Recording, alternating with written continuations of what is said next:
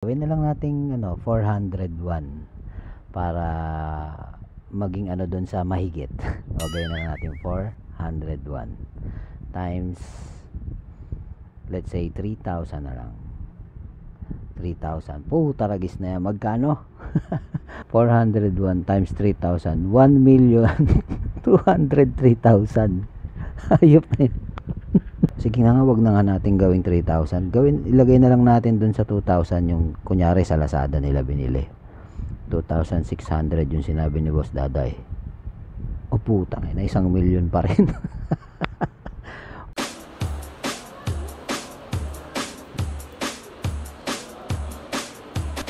Dancing with the beat with DJ Glenn on the mix. Magandang araw Pilipinas, bayan kong liyag. Kumusta po kayong lahat? Ito, may panibago na naman tayong reaction video tungkol dito sa DSWD water filtration na hindi ko alam kung saan inano to ni BBM. Pero ni-research ko to. Nakita ko siya sa Lazada, nagulat ako. Ibig sabihin binili lang nila to sa Lazada. Ewan ko, nakaka-alarma kasi grabe namang to, na parang ang bilis naman nila magdesisyon dito sa part na to, which is sobrang hindi ba nila naisip na yung posibleng magiging epekto nito sa mga tao. So sige, wag na natin patagalin to. Basta magre-react tayo at gusto kong i-debunk natin itong water filtration ng DSWD. Disclaimer po, sana wag po kayo magalit kasi concern lang ako sa taong bayan, lalo na sa mga bata na maaaring makainom ng tubig na ipoproduce na itong inano nyo na ito. So sige, tara, saan na natin, let's go. Yes, I just wanted to share this to everyone kasi sa Cebu, isa po sa mga naging concern ay yung mainom na tubig. Kahapon po, nagpadala rin kami ng mahigit 400 pieces of this water filtration kits. Ito po, makikita nyo, no, meron itong water filtration system which is may 0.1 micron filters that could actually remove cholera, salmonella, E. coli, at coliform bacteria. So ito dinistribute natin kasi marumi yung tubig na nasira yung mga water distribution systems. So, kahit na marumi po yung tubig, ilagay po nila dito and mafi-filter po nung water filtration system. Ikaw ba mismo, kung nasa katinoan kang pag-iisip, ihahalin tulad mo ba yan sa mga water filtration ng mga ng mineral water? Tingnan mo kung ilang stages yung sa mga water sa mga tindahan ng tubig. Okay. Hindi nyo ba alam na yung ilan sa mga yan, kasi sa natatandaan ko, yung water station na yun dumadaan siya sa 21 stages para ma-purify ang isang tubig, at yung tubig na yun ay galing sa gripo, which is Nawasa. Tapos yan lang timba, tapos maliit na aparato. Tapos ang inaano nila tubig baha. Tingnan dito sa part na to, tingnan mo bandang dulo. So, meron nagtanong diyan Yan. Kasi sa evacuation center, ang pinakamahirap dalahin ay yung tubig na narito, ang bigat dalahin. Mas malaki pa yung gasto sa pagbiyahe kaysa doon sa tubig. Yes, kasi meron rin naman tayo mga water trucks, mga water filtration trucks, but in some areas nga po, na hindi makarating yung mga trucks natin, at least meron po ito na pwede natin ipadala. So, malaking tulong po ito dun sa mga kababayan natin. Yes, actually, po ito, there's a private company na pinagkunan po natin dito. Yun na yung sinasabi ko, private company daw na pinagkunan nila. Tapos sa vlog ni Boss Dada, nabanggit niya doon nasa mga 2,000 yung presyo niyan. Bawat isa, 2,000 pesos. Grabe. 2,000 pesos.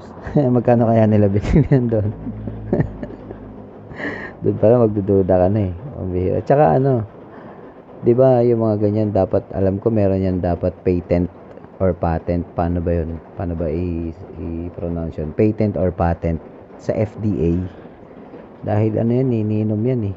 So dapat may patent yan. Meron na ba yan? Ni-research ko, sinubukan kong i-research yan. Wala akong nakitang ganyan na may patent eh. Hindi ko alam. Hindi ako sigurado pero wala akong nakita. Sinubukan ko siya i-research. Kayo subukan nyo din. Kung may patent ito or patent, whatever. Wala talaga akong nakita. Kaya delikado to.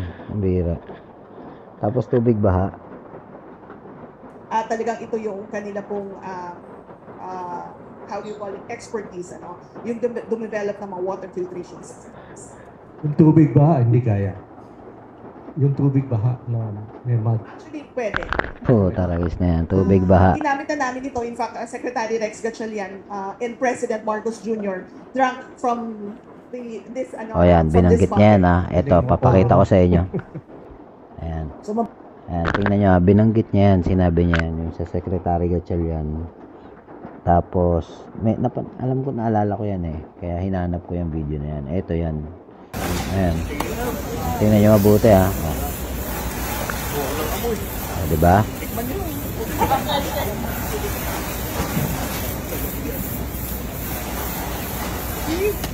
Ayan. Galing, diba? Galing, diba? Sa unang tingin, kung hindi ka magiging mabusisi, pwede kang maniwala dito. Ngayon, ipapakita ko sa inyo kung bakit hindi ako naniniwala. Unang-una, tingnan nyo sa first part ng video. Tingnan nyo dito sa part na to kung ilang beses siya makakat yung video ha. Isa, dalawa, tatlo, apat. Nakita nyo na, merong 4 na cut yung video. Ito, papanood ko pa sa inyo isang video ulit. Ayan.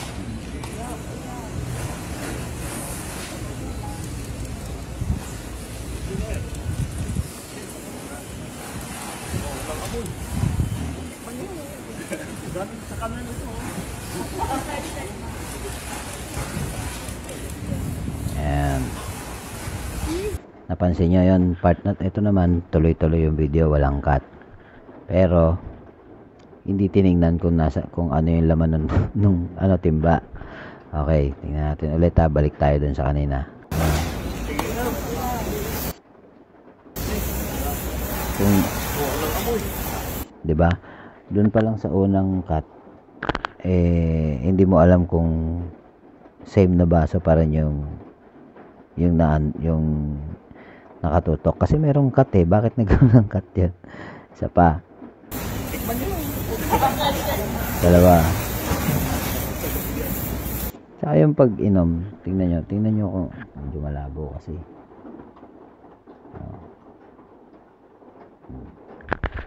Dapat nabasaman lang yung labi niya dyan. Diba? Ulit pa. O, tapos yung cut ulit. Tsaka pinakita yung laman ng timba. Pero ako, mas maniniwala ako doon kung dito sa video na to. Ayan, kung dyan sa video na yan, bago siya kumuha ng tubig, sinali niya yung tubig baha, tapos ipinakitang tumutulo yung tubig. Pero hindi pinakita, ang ginawa kasi, nakasuksok lang. Ayan o, nakasuksok sa baso. Yung filter. Tingnan nyo ha, tingnan natin dito. Ayan o, sinuksok sa baso nakasuksok sa baso. Ulit. Tingnan nyo mabuti. Diba? Nakasuksok sa baso. Hindi nyo alam kung may tumulo talagang tubig doon. Diba? Sinuksok sa baso. Or, baka meron ng laman yung baso bago pa lang isuksok. Diba? Hindi ako naninira dito nagdidebunk lang ako. Kumbaga nagiging critical lang ako sa mga pinanood ko. Kasi parang ang hirap paniwalaan na isang Ferdinand Bongbong Marcos na nagmula sa elite na pamilya na lumaking spoiled brat, iinom ng tubig kanal. Hindi mo ako mapapaniwala. Ang hirap paniwalaan. So, hindi ako maniniwala na ininom niya talaga yan. Di ba? Okay. Tapos na tayo mag-debunk. Ito naman yan. Punta naman tayo dito sa reaction ni Doc Mata. Okay. Gusto ko lang po i-share yung aking side being a pediatrician. Kasi po dito po sa aking pagkaintindi, dito sa presko ng DSWD, na ito pong family water filtration kit ay yung tubig baha ay ilalagay po doon, tapos dahil po merong 0.1 micron filter, ay yung mga sinabing mga bakterya ay hindi na makapasok, no? At pwede nang inumin kaagad. Yun po ang aking pagkaintindi. Which is kung yun talaga ang minimin, I totally disagree. Dahil po, yes, proven on research po yan na ang mga 0.1 micron filter pwede pong ma-filter ang cholera, salmonella, kasalin mga coliforms, pwede po, no? Pero paano po yung mga maliliit na mga virus katulad ng HEPA virus, katulad ng rotavirus na grabe po yan siya sa diarrhea or severe ang diarrhea niyan. Yung pong mga leptospira o nagkakos ng leptospirosis, maliit po yan, nasa 0.1 micron din yan, na pwede po siyang sumingit doon sa 0.1 micron filter. In other words, hindi po lahat ng panganib ay nafi-filter dito sa water filtration na ito. Hindi pa po umabot yung technology ng ganyan. Kailangan pa rin po yung boiling at kung pwede po may chlorination pa. Bakit? Ito po ay tubig baha. Ano ba ang tubig baha? Galing na po yan sa mga dumi. Galing na po yan sa lahat ng mga kalawang, lahat ng mga even pesticides. Mga pesticides po, hindi po yan ma-filter. Mga lead, galing sa mga baterya ng sasakyan, or mga iba pang chemicals, hindi po yan na-filter. Ngayon, kung mainom yan, pwede pong maka-poison, pwede pong makasira ng utak. So, delikado po na ito lang po yung ating basihan para maging malinis na po yung tubig.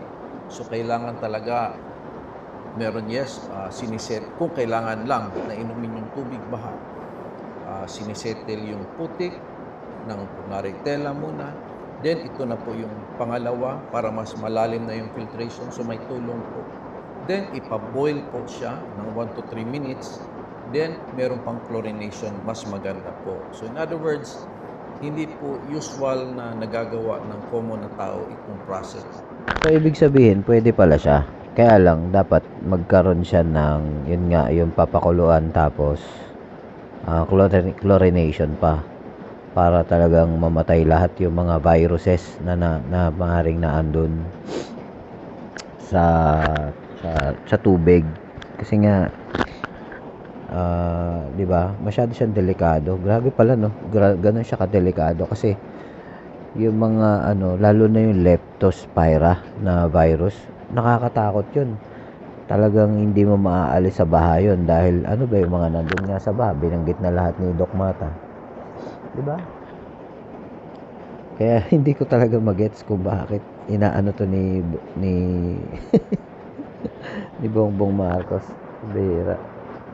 Ito, mas maganda po na meron talagang professional na gagawa bago natin mapagkatiwalaan yung tubig na ipapasok natin sa ating bibig, especially po sa mga bata. So mahirap naman po yung magdagdag pa po tayo ng mga sakit sa mga makainom ng mga madudumi sa tubig baha. So much better din talaga. Alam niyo kung gaano kadelikado to? Kasing delikado to nung Dengvaxia. Yung Dengvaxia, in-inject sa mga bata ng walang, hindi ko alam kung may FDA approval yun, basta kulang siya sa pagsusuri. Tapos eto, grabe to, tubig. At ang nakakalungkot, meron ako nakitang Facebook na ano nito. Na meron na siya eh. Kaya tingnan natin kung makikita ko pa. Okay.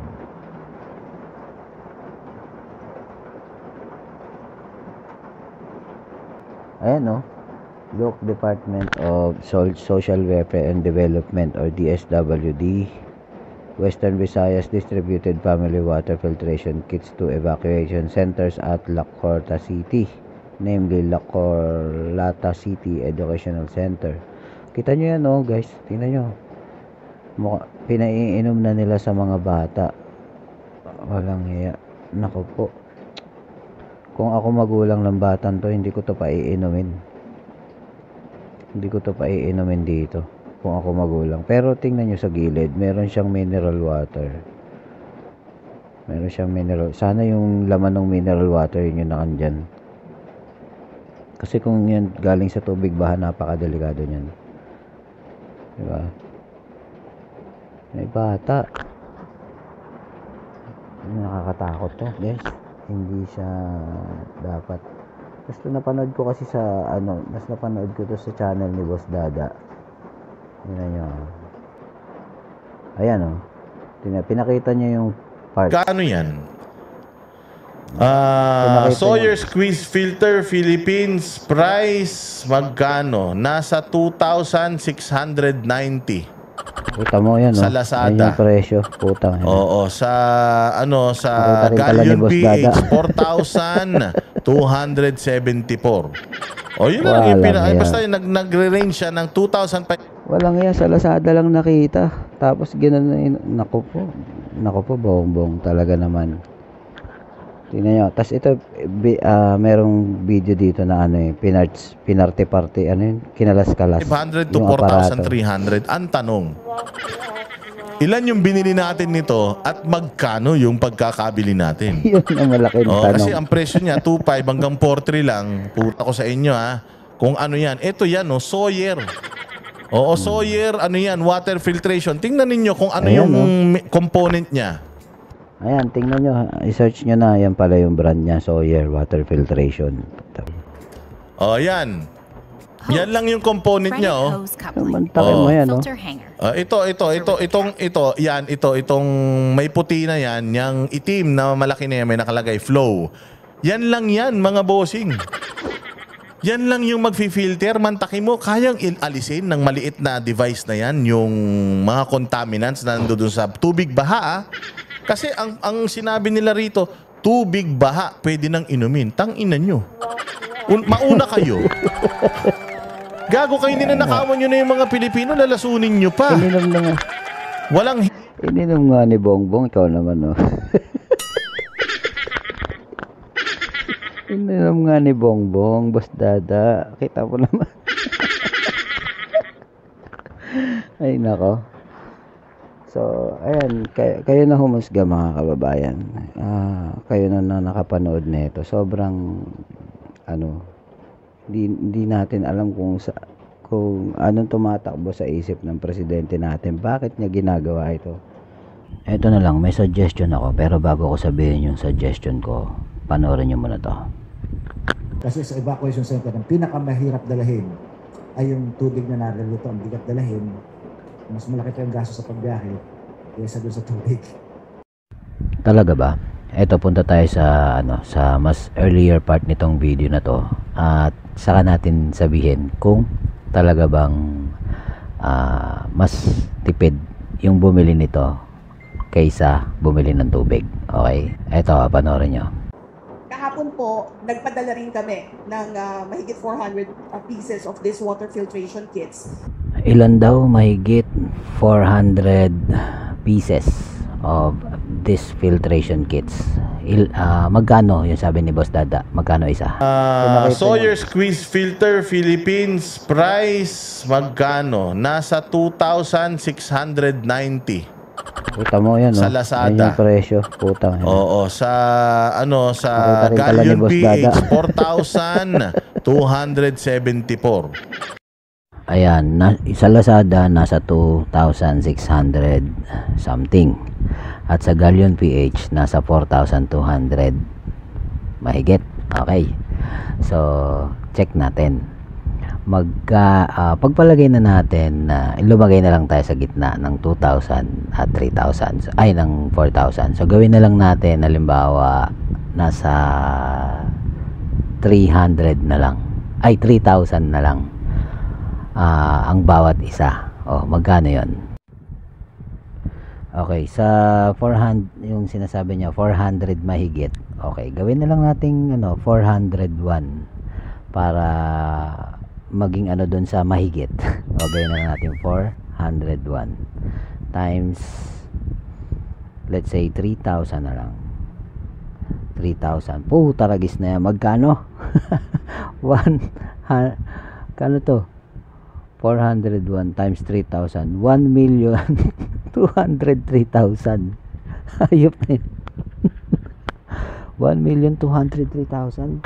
Taragis na yan. Gumastos kayo ng 1 million.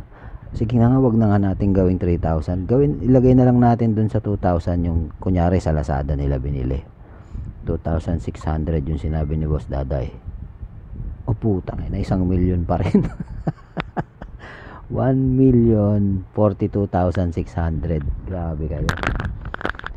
Tingnan nyo yan. Bihira. Kung yung 1 million na yan, dadalhin nyo doon, bumili kayo ng galon-galong tubig. Sa tingin nyo ba, hindi,